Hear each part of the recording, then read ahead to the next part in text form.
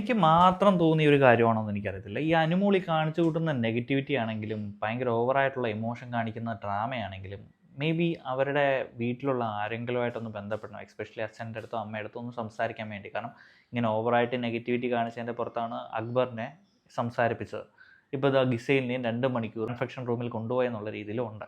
നമുക്കേ അറിയത്തുള്ളൂ അത് എന്തിനാണ് കൊണ്ടുപോയെന്നുള്ള കാര്യം. പക്ഷേ ഈ അനുമോൾക്ക് അറിയാത്ത പക്ഷേ അനുമോൾ വേണമെന്നുണ്ടെങ്കിൽ ഗിസയിലും പോയി വീട്ടുകാരോട് സംസാരിച്ചു എന്നുള്ള രീതിയിലായിരിക്കാം മേ ബി പുള്ളിക്കാരത്തി ഈ നെഗറ്റിവിറ്റി എല്ലാം കാണിച്ചു കൂട്ടുന്നതെന്ന് എനിക്കൊരു ഡൗട്ട് പേഴ്സണലി ഫീൽ ചെയ്യുന്നു. കാരണം കഴിഞ്ഞ വീക്കിനെക്കാട്ടിലും അനുമോൾ ഈ വീക്കിൽ കൂടുതൽ നെഗറ്റീവ് കാര്യങ്ങൾ ചെയ്യുന്നുണ്ട്. ബട്ട് അത് ഇപ്പോൾ പലരും പറയുന്നുണ്ട് പുള്ളി ഇപ്പം ഒരു മൈൻഡല്ലേ, കാരണം മൈൻഡ് ഗെയിം അല്ലേ.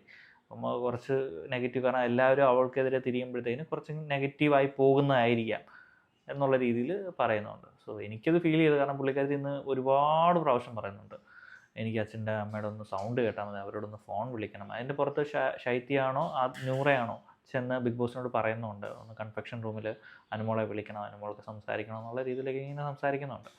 സോ മേ ബി ഈ പറയുന്ന പോലെ അനുമോളുടെ ഉദ്ദേശം മേ ബി അതാവാം, വീട്ടുകാരോടൊന്ന് സംസാരിക്കാൻ പറ്റുന്ന അവസരം. കാരണം എനിക്ക് ഈ കിട്ടിയ പ്ലാറ്റ്ഫോം എനിക്ക് കളയാനും പറ്റത്തില്ല, എനിക്ക് എൻ്റെ അച്ഛനും അമ്മയോട് ഒന്ന് സംസാരിക്കുകയും വേണം. സോ മേ ബി അതായിരിക്കാം.